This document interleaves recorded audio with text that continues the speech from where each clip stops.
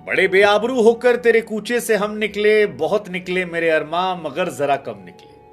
हाँ, शाहीन शाह अफरीदी की टीम के अरमान जो है वो बड़े कम निकल रहे हैं, क्योंकि वो टीम जो पिछले 2 साल की चैंपियन थी और जिसे चैंपियन बनाकर शाहीन शाह अफरीदी ने पाकिस्तान की कप्तानी को हथिया लिया था, जिसके बाद उनकी तारीफ में कसीदे पढ़े जा रहे थे, उस तारीफ को लेकर अब बड़ा सा क्वेश्चन मार्क खड़ा हो गया है। और ये क्वेश्चन मार्क इसलिए खड़ा हुआ है क्योंकि एक सुनामी आई थी इफ्तिमेनिया की, वो सुनामी जिसने शाहीन शाह अफरीदी की लाहौर कलंदर को बहा दिया।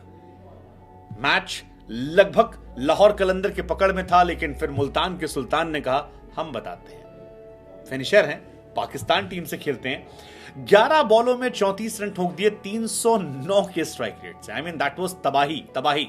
5 चौका 2 छक्का, और खास तौर पर जमान खान का वो ओवर जिसमें पहली बॉल तो डॉट चली गई 19 ओवर में, लेकिन दूसरी पर चौका, तीसरी पर चौका, उसके बाद फिर छक्का और फिर छक्का, और उसके बाद जमान खान और उनकी टीम चारों खाने चली। शाहीन शाह अफरीदी ने इस मैच में कमबैक कराने की पूरी कोशिश की थी। आज शाहीन फॉर्म में भी नजर आ रहे थे, आज मेडन ओवर भी डाला, पावर प्ले में विकेट भी निकाला, एक गेंद विली की टांग पर भी मारी, लेकिन आज उनकी कप्तानी को लेकर बड़े सवाल खड़े हो गए। उनकी टीम ने उनका साथ नहीं दिया और शाहीन शाह अफरीदी जो नंबर 1 टीम थे, फिलहाल वो PSL 9 की सबसे लोवेस्ट नंबर की टीम है, लास्ट पायदा। और कलंदर अब तक 3 मुकाबले खेल चुकी है और 3 के तीनों मुकाबलों में उनकी शर्मनाक हार हुई है। इस मैच में तो चलिए फिर भी थोड़ा क्लोज आ गए थे, लेकिन वो लगातार हार रहे। कराची 1 मैच जीती, 1 मैच हारी, इस्लामाबाद 1 जीते 1 हार गए, लेकिन क्वेटा ग्लेडिएटर 2 के 2 जीते हैं, और मुल्तान सुल्तान जो हैं फिलहाल सुल्तान बने बैठे हैं, क्योंकि 3 के तीनों मैच उनकी झोली में चले गए हैं और फिलहाल वो नंबर 1 टीम बनकर बैठे हुए हैं। हालांकि मुल्तान के सुल्तान की कहानी जो है वो खुद कप्तान रिजवान की जुबानी लिखी गई है। उसकी पूरी पटकथा जो है उसकी शुरुआत रिजवान के जरिए हुई थी, जो 82 रन बनाकर जमान खान का शिकार बने, लेकिन तब तक ठीक ठाक स्कोर जो है वो खड़ा कर गए थे। 16वें ओवर में स्कोर 128 रन हो चुका था, जीत नजदीक थी, हालांकि उसमें एक कदम बड़ा बढ़ाना था, लेकिन उस काम को पहले डेविड विली ने किया। शाहीन शाह अफरीदी को क्या बढ़िया फेंटा छक्का मारा उन्होंने, मतलब शाहीन ने उसके बाद आउट कर दिया उन्हें, टांग पर गेंद मारी, चोटिल भी किया, लड़खड़ाते रहे, आउट हुए गए, DRS वैरस सब हुआ, लेकिन वो छक्का शानदार था। लेकिन उसके बाद जो इफ्तिमेनिया की कहानी आई है भाई साहब, वो जबरदस्त यार। वो 1900 ओवर मेरे ख्याल से जमान खान नहीं भूलेंगे। वो जमान खान जो यॉर्कर स्पेशलिस्ट हैं, वो जमान खान जो डेथ ओवर स्पेशलिस्ट हैं, बेचारे 4 ओवर में 52 रन पिट के जाते हैं और अपनी टीम की नैया डुबो जाते हैं। 5 विकेट से जीत जो है वो मुल्तान सुल्तान की हो जाती है। हालांकि ये मैच इंटरेस्टिंग था, दोनों तगड़े प्लेयर हैं और लग रहा था कि शायद कुछ अच्छा होगा। लाहौर कलंदर ने टॉस जीता था, शुरुआत अच्छी नहीं थी, क्योंकि प्रमुख प्लेयर जो उनके हैं साहिबजादा फरहान, जिनसे काफी उम्मीदें उन्हें हैं, वो अपना विकेट जल्दी गवा देते हैं, और मोहम्मद अली जो पिछले मैच के हीरो थे वो आज भी कमाली गेंदबाजी करते हैं। मोहम्मद अली अच्छे गेंदबाज हैं और मुझे लगता है कि मुल्तान सुल्तान की जो 2-3 गेंदबाज हैं, खासतौर पर मेरे हिसाब से मोहम्मद अली, विली और अब्बास अफरीदी, ये और उसामा मीर, ये 4 गेंदबाज ऐसे हैं जो बड़ा इंपैक्ट से गेंदबाजी करते हैं, और वही इन्होंने किया। विली भी इंपैक्ट अच्छा था, थोड़े महंगे साबित हुए, लेकिन वो अपना इंपैक्ट दिखा देते हैं। मोहम्मद अली कमाल थे, अब्बास अफरीदी जो थे वो भी अच्छे थे, और उसामा मीर हमेशा की तरह इकोनॉमिकल और बैलेंस थे।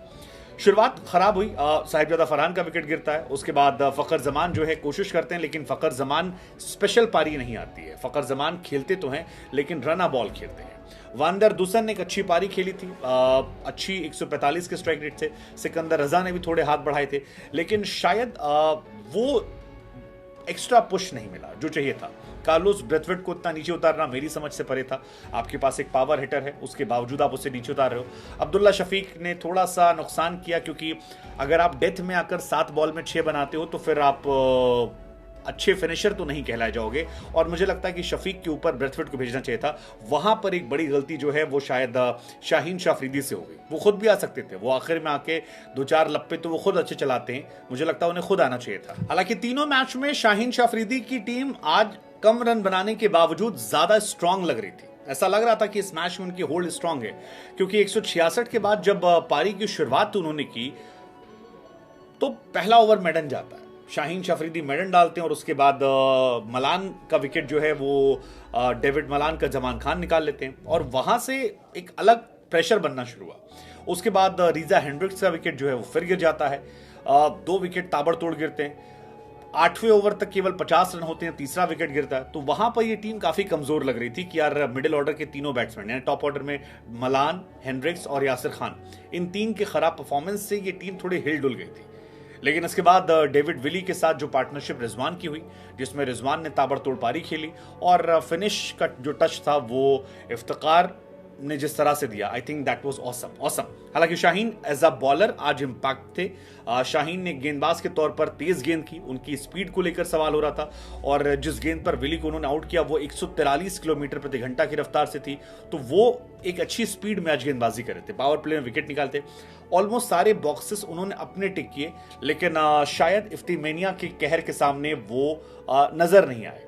लेट्स जस्ट सी, क्या आपको लगता है कि इसमें जो शाहीन की टीम है वो अब टॉप 4 में जगह बना पाएगी? हालांकि केवल 5 टीमें हैं तो टॉप 4 में जगह बनाना कोई बहुत बड़ा रॉकेट साइंस नहीं है, लेकिन फिर भी परफॉर्मेंस बड़ी खराब